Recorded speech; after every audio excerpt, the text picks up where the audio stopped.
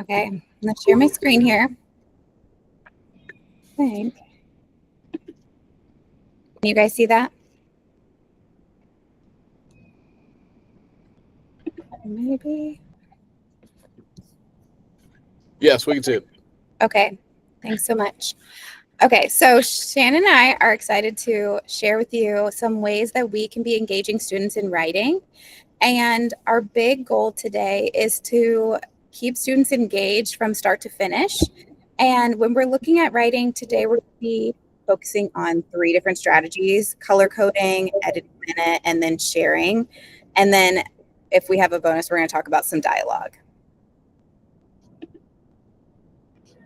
Oh, something that Shannon and we at the end, like we said, we have a giveaway. So please drop your names in the chat if you're in a group with others. So we're going to put your name all in a name of wheels and pick 3 winners for our prizes today for 2nd grade. I think that's all I'm forgetting, right? Okay, so then these are something we just wanted to talk about. There's some quick data collection points for a class list. We know that sometimes we're taking different information from other pieces of paper, like our lunch counts, but this gives us a clear way to have all the students' names on a roster, and then different ways for us to collect quick data to look at groupings of students or see what are some focuses we might have that we want to articulate better to our students if we're noticing we have a big gap of students who aren't meeting the needs. But there are 2 different ones. There's one for grades and then one for just like a yes or no and notes to give quick information for us and also an opportunity for us to share with our students. Our first strategy that we're going to talk about today is color coding. So this can be used in reading and writing to help students make connections between the 2.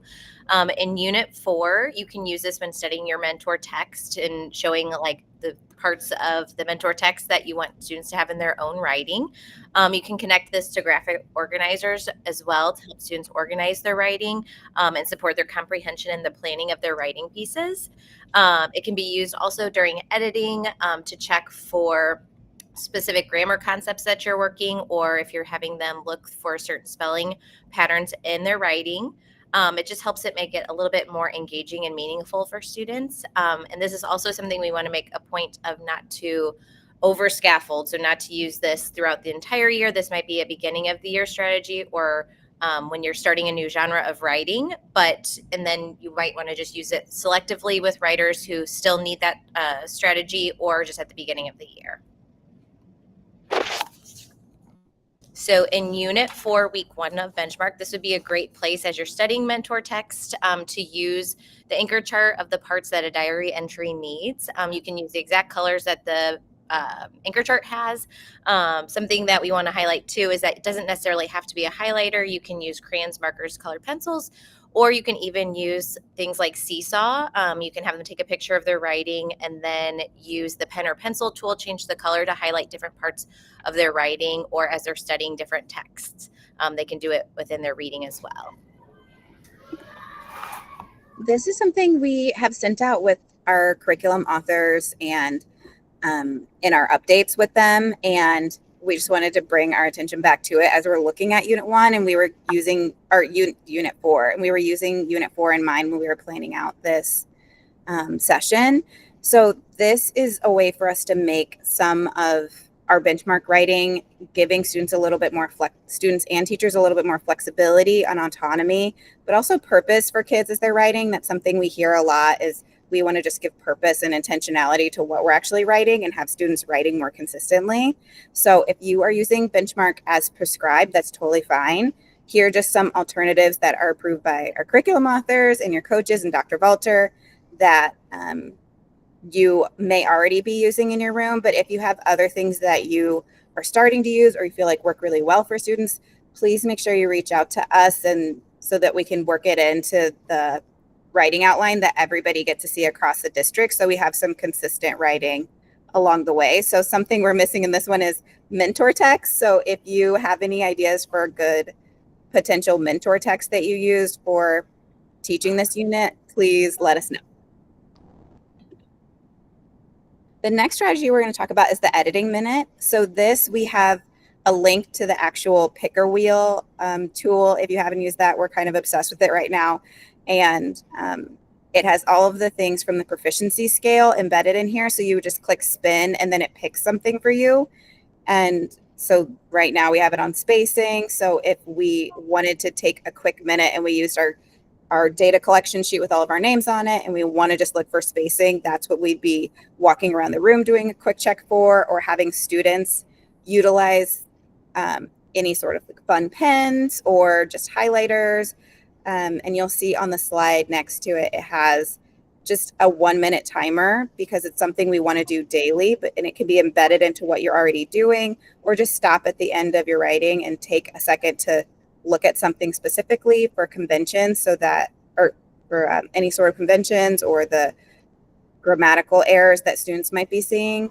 You know, spelling can be a little bit of a bigger task to take on, but it's something that we think as we build it in over time, each writing time, then we wouldn't have as many gaps as we're noticing once we get to the end for editing. Our last strategy we want to share is making students thinking visible through share time. So really utilizing your document cameras and having students bring up their writing to share out maybe trickier things that they're trying in their writing or the writing goal for that day. So having a share time motivates students to kind of try out the new things in their writing, and also offers up opportunities for feedback. So we really want students to be knowing how to give feedback and how to receive feedback or ask for feedback. So with share time, teaching students these different types of ways to give or receive feedback is really important and helpful to creating your classroom writing community and creating an authentic writing experience. So one of the models is the tag, tell something you like, ask a question, give a suggestion. But you can also have an author's chair where students can ask for the type of feedback they would like to have. So if they are asking for a compliment, or maybe they want to ask for a suggestion. So doing these with your class really helps build that community of writers. And you can do this whole group. You can do this in partners or small groups, depending on what works for your class that day and how much time you have. But it's a really important piece to have students really take ownership of their writing. Also, for all of these strategies, we would love to partner with you. So any of these things that kind of spark your interest, please reach out to the coaches, because we would love to get in there and support you during your writing. So we just wanted to highlight some of the things on the MOI that we talked about today. So using that informal assessment, using those quick data point checklists are really helpful. Previewing strategies and content. And then we also wanted to talk about the engagement strategies to help engage your writers. We want to thank you guys for coming, and we're going to have a t-shirt from our very own Molly DeClue be able to make for us. So we're going to put everybody's names in there, and then do a wheel of names to find our winner of that. And then we have these dialogue tags that we know that dialogue is really tricky to teach and model. So we're going to have 2 winners be able to pick those out for our win. So this is our bonus, and it is the dialogue with graphic novels and being able to model this in a way to engage students. So a way you can do this is by having them read aloud a story, or be able to look at a graphic novel, because we know that students are really interested in them, and find a way to get them to create stories. But then really being specific about when students are talking, or when somebody is talking in the story, that should be in the dialogue bubble, instead of them putting quotation marks around everything. If it's in the speech bubble, that's where they would put the quotation marks. And this is something that we're happy to come and model in your classrooms, but it just was a way to make it really intentional. When we were talking with Dr. Valter, it kind of just sparked for us that this is what makes sense. When they have the speech bubble, there's quotation marks. And when they have things like in the green tags, that's really the narration that they're having. So as we go into this next unit, that's something for us to consider. So thank you for our time today. And if you want to stay on, we're happy